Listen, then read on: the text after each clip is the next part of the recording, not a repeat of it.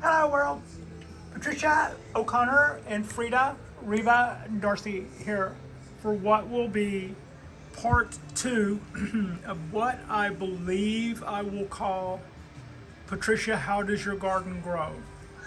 In part 1, we were at 13 minutes whenever we stopped shooting. I was also in the middle of a camera move, so I'm not really sure why we stopped shooting. I didn't stop talking. That's the way it goes sometimes. But I think that because I was in the middle of a camera move, I'm going to say that's on me. I'm going to say operator malfunction on that. But what we were doing is, how does your garden grow is in reference to the mechanics behind and a little bit of rigging behind the bonsai balcony. What have I done here to facilitate bonsai trees while at the same time facilitating my landlord's wishes and desires and the people who live around me, their wishes and desires. So in order to have a bonsai garden and feel safe about it, not having somebody tell me, oh no, you got to take all of that down, I had to make sure that I was that my trees were on my stuff, that my stuff wasn't going to infringe with anybody else's stuff, that when I watered my trees, my water wasn't going to go off of my trees and run on my neighbor's balcony. I had to make sure that I was a good neighbor and also make sure that I wasn't doing anything with trees that would impact the health of the apartment. It can't cause mold, it can't cause rot. We have to be able to water a lot to keep big trees happy, and we have to be able to move that water away in a way that doesn't cause us added problems. Also, to that end, I built my own shelf. Now this is just a little recap. On part 1, we got all the way down to scaffolding jacks. And I was explaining how scaffolding jacks were the big things that construction people will erect outside of a building when they need to work on the face of the building. They erected large amounts of scaffolding outside there from the ground up. It looks like a big set of monkey bars so that they could pour the concrete pads in here, for instance, so that they could rebuild the handrail and the, not the handrail, but the rail on the outside, the fencing, the face to the outside of the balcony there, as well as the top of the rail, all of that. They built all that not by going up the stairs and walking through my apartment, but by climbing up their scaffolding and going to work every day. And while they were doing that, I actually lived here, and this part was blocked off so that I couldn't go out there and play with the carpenters, probably for their safety. At any rate, that's kind of what we have going on, and we did 13 minutes of that, and then we unexpectedly quit. When we quit, I was explaining how this scaffolding jack works. This shelf is a 2-inch by 10 or 2 by 12, I don't remember. It is a redwood board that is 2 inches by 12 inches, I believe, and it has these underneath it. All of this that you're looking at is not a scaffolding jack.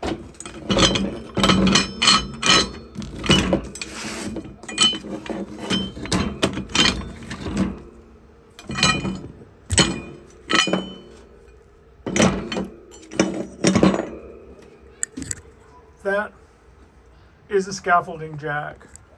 That's a floor plate. This is also a floor plate. Sometimes when you get scaffolding jacks, they don't have the plate welded on them the way I had this one done. Sometimes they have pins, a pin end, which would fit in there, and it would have a hole in the end, so I would stick that plate on the end of this scaffolding jack. When I bought these, I bought them with the plates welded on, as you can see. This is a worm gear, and this is the nut that goes with it. See, it spins rather easy. You might also notice that it has a trough inside of it. The pipe that scaffolding is made of would fit the entire length of that if needed, right? I would slide this in the piece of pipe that's on the bottom rung of scaffolding, and then I would put one on all four corners, and by raising that or lowering that, I would take the slack out of the feet, make sure that no matter whether one foot was sitting in a hole or if it was sitting on the side of an incline, I would be able to level the scaffolding using that guy. These are made to support hundreds of pounds of weight can that support. This is part of my rig also. That's not a scaffolding jack. That is pretty much replicating what the scaffolding does. In other words, the scaffolding itself will slide over here and the end of that pipe will sit down in there. And as you screw that up, you raise the leg. And as you screw that down, you lower that one leg of the scaffolding. In place of that, at a hardware store, this is, as it says, a 1.25" galvanized coupler, which is to say that you can couple pieces of pipe. If I were to take two pieces of pipe like that, I would take that coupler there, and then I would thread another piece of pipe in the end. And I also have couplers up in there in my rig for my lighting rig. Those are couplers, but those are like 1 inch or something. So what that does is I'm using it as a spacer. I don't even need two. I don't even need one. But by having them there, it gives me more. By whenever I was doing the math of them, I bought enough of these that I could use them for spacers. If screwing this all the way up to the top didn't buy me enough room, or going all the way down or something didn't buy me enough room, I've got more to hedge with by adding or subtracting those spacers, right? So this is a rig that would hold hundreds of pounds a piece. And on this end, I have 1, 2, 3. Across the front, I have 1, 2, 3, 4, 5. On that end, I have another 3. That means that my little 2x12 shelf, not only can I dictate the slope and the grade, that's the high end, that's the high end, that's the second lowest end, that is the lowest end, the drain is there. So I can dictate that or make adjustments to that as needed, or if I got it wrong, I can rethink it as needed by that amount of adjustments. This jack was redundant because I always do +1 because I don't want to get started here and have to turn around and order something else that's weeks away. In this case, my +1 came in handy. Those blocks are going to be the foundation. And there we go.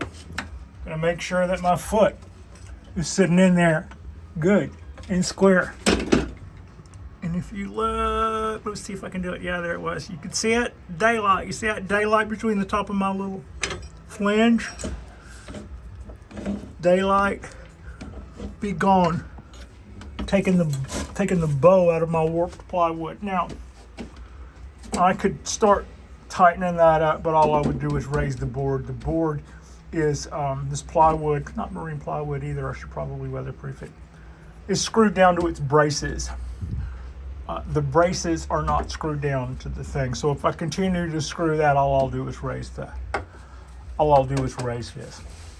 What we will do here is we will wait until my Ponderosa shows up, and then there's going to be a good 80-pounder sitting right there.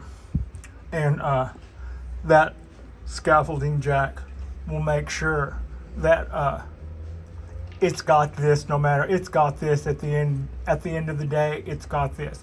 And even though my plywood is over the handrail here, and it's over their handrail back there, it's not resting on their rail. It's resting on my braces, which are running over here, and will still allow the water to run. And that's how, when my huge Ponderosa pine comes back home, that's where it will go. It had been on that table, which was here, which made watering what was there and watering what was there difficult. I had to do it with that big heavy watering can, and I'd have to reach over a tall tree, and I was really afraid of messing with needles and stuff. So that's got us caught up to date on what got chopped off in part one of Patricia, how does your garden grow? And that was also the weird thing about what we dropped. Was it was this point that I decided to add 5 minutes onto the end of it, and I looked and noticed that we were at 18 minutes, but when I walked into the house and started downloading it, we lost the video at 13 minutes. So I don't know, maybe it said 13 minutes and I thought it said 18. I guess that's possible.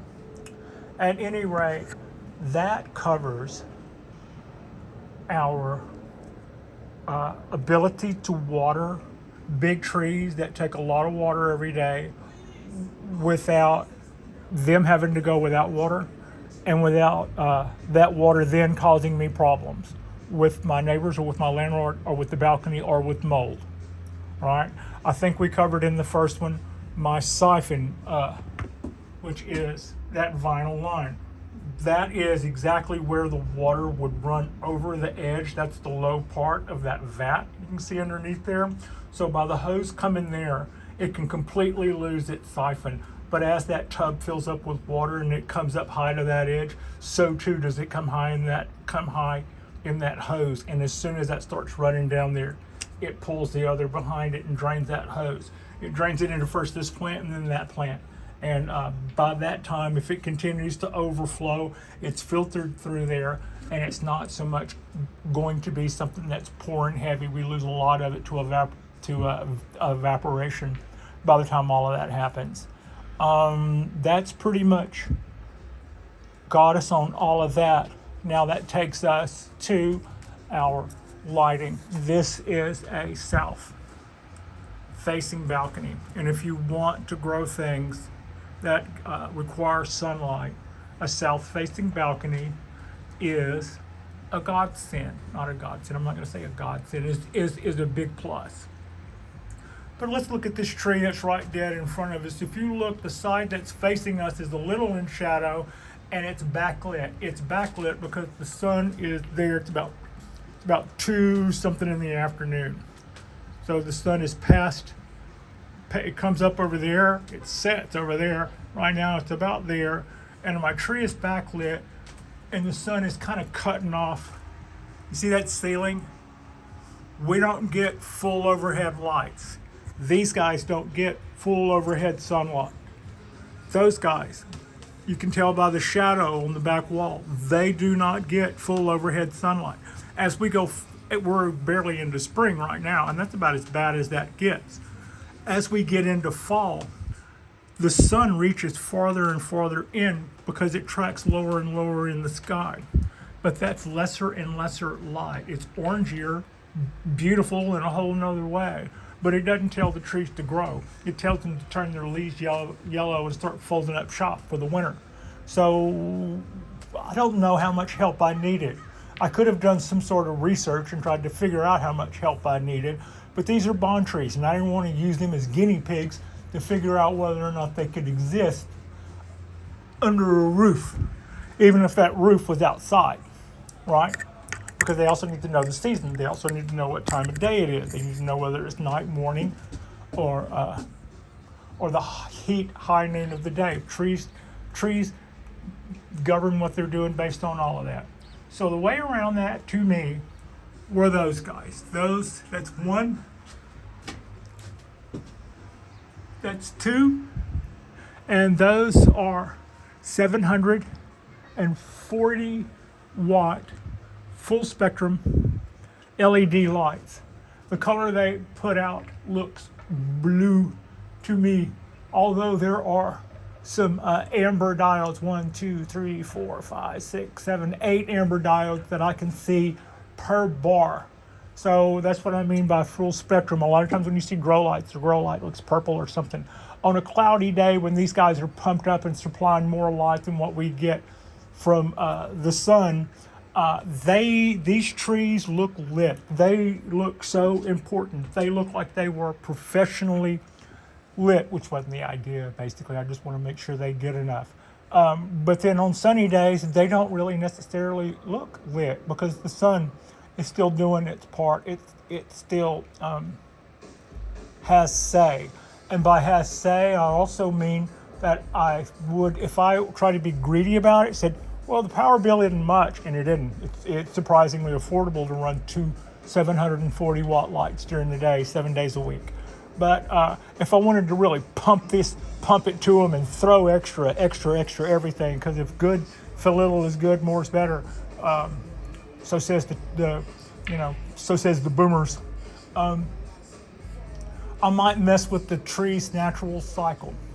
So, rather than having to keep reinventing the world, what I decided to do was my lights are set on timers. Those two timers have these guys coming on in the morning. They're rigged both to that timer that you can see. That's also an indoor timer. I get away with using an indoor timer because it's not outdoors technically. It's on a wall inside of a balcony. That should probably be an outdoor timer, but I haven't seen one yet that is the right amperage. I probably just need to order one. That's the secret. Just type in my demands and then see what comes up on Amazon. But in lieu of that, I buy them at work, and I take household because I can get away with household because they're not directly outside in the rain. But I set my timers to make both of these guys pop on at exactly the same time in the morning. They both come on a couple of hours after sunrise. They both go off a couple of hours before sunset, and that way the ambient from the sun is dictating the growth cycle of these trees. And that pretty well covers what we missed on the back half of the show that I knocked off. Those grow lights are called FL1s. They are from a company called Volt, and you can see the aluminum on there. That's not part of the light typically. Without that piece of aluminum, those lights would fold down like a book hanging from its spine. Not really sure how that helps anybody, but to make them stay open like that and not close up, I had to run that piece of angle iron aluminum flat strip in there and zip tie it to that. Also, they would have hung open had you used their harnesses, which picked up the lights on the corner with stainless steel cables. However, to do that would have caused those lights to hang down about a foot. I don't have that foot. I have zip tied the bodies to my rig. That rig is water pipe. That rig is galvanized water pipe with couplers. It crosses that span. Those lights have a couple of 100-pound zip ties, two going across the center of them. You can kind of see them in there. And then my span of water pipe spans the whole top of the balcony, goes into a 90-degree there, comes down behind my shelf where I have a strapping that piece of pipe to the back of the shelf there, and then it comes down where you can't see it. Just like that one comes down there where you can't see it very well, but the foot is back there. Next to that, they're both sitting on a 4x12 block that the apartment guys gave to me, and that is in a flange which is bolted to the floor. So that rig is what holds up our lights.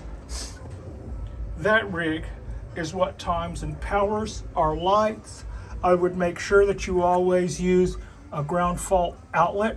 I would make sure that you go with a timer that is 20 amps if possible, not 15 amps. A lot of them are 15 amps. If you can get one that's 2 outlets, that will increase the lifespan of the timer, because having 2 lights run through one outlet tends to wear out that outlet faster, or that outlet tends to be the thing that dies on the timer 1 year from now.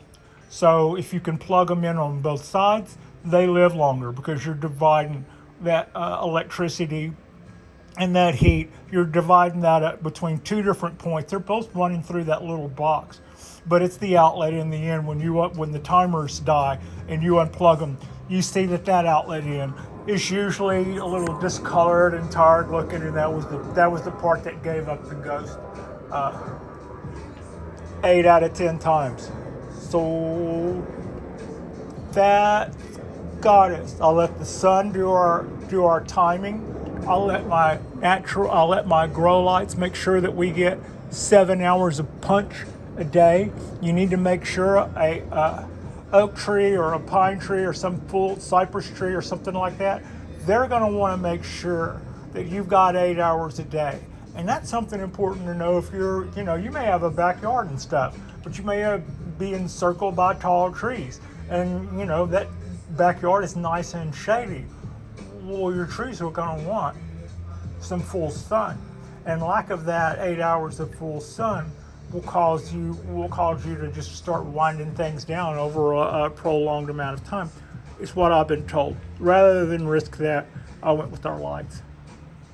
Like and subscribe if you guys haven't already. Just a quick little 2-part rundown on how we engineered our balcony, our bonsai balcony, so that we could water our trees enough every single day to keep them alive and happy, and make sure that our neighbors stayed as happy as they could be, or if they're not happy, at least it's not on me. And the same with our landlords. We tried to make sure that everything is built off of our stuff, and our stuff is resting on our own stuff, and we're not leaning on them with anything, so nobody can come along later and say, yeah, this has all got to come down and you got to come out of here. So that's kind of how, and if I did this before anybody ever tapped their foot, it depends on which manager you have. Some of them will allow us to put plants on the rail. You see people put little plastic planters on the rail, and then a couple of times a year they'll come through and tell everybody to get those down from there. The insurance guys are coming or something, or they'll just tell everybody to get them down. And over the years, you realize they tell everybody that about the same time, and then before and after inspection, they don't care anymore. I wanted to avoid all of that. I didn't want to get involved with that with my passion. So that's how I was able to do that. Everybody's budding out. Our dawn redwoods are budding out. Our bald cypresses are budding out. Our trident maples are budding out. Our pines are greening up and starting to take water at a summertime pace. So we still have a month and a half that things could turn cold and nasty if it wants to. But right now it is way, way, way, way, way too warm to be winter. And frankly, I'm kind of a summer baby, so yeah, it's hot, but I'm digging it. Yeah, I got the doors open across the way, and people have been enjoying the pool and the balcony today. So I hope wherever you are, you're enjoying your Sunday. We have our rowdy music on, and I am just kind of in an old t-shirt and flannels, and that's going to be me for today. I dare anybody to make me get dressed today. I'm just going to enjoy this for what it is, and I hope where you are, you do too. Like and subscribe if you guys haven't already. We will do something again midweek, come Wednesday on our day off. We will have probably endured another foul weather thing since then. We've got something churning out there in the ocean just a few miles away. Although it started off looking really ominous, it was making a full circle spiral there. But as it got closer and closer and closer, it looked like it broke up. So I haven't looked at it today. But they're still saying that we're going to have some rain midweek and then some more later in the week. We're not quite out of this yet, but so far it's stopped getting cold. Yeah. Yay. Here we go. Thank you so much for watching.